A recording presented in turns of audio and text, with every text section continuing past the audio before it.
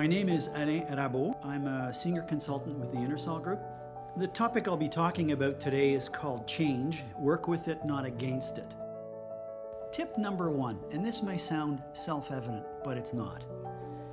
All organizational change is personal change.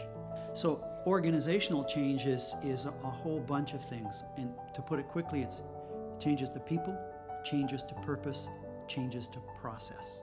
And the reality that we experience a change in our organization, it has an impact on us as individuals, and we will all react to it differently.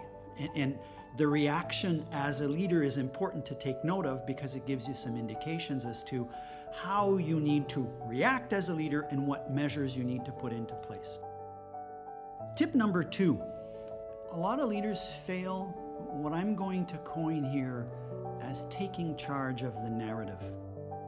A narrative is the story we tell about ourselves, about our organizations. But a change situation has its own narrative.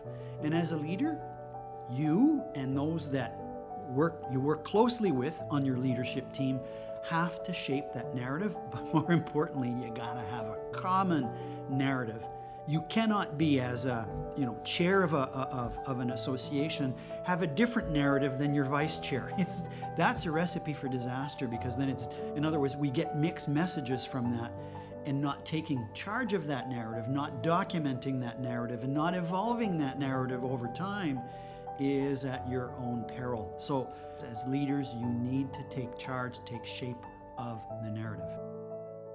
Tip number three is there can be a recipe to, as a leader, to implement change. And why I say can be is that it's not a one-size-fits-all. And the reality in change is that it's really a messy road, and there's not a clear roadmap.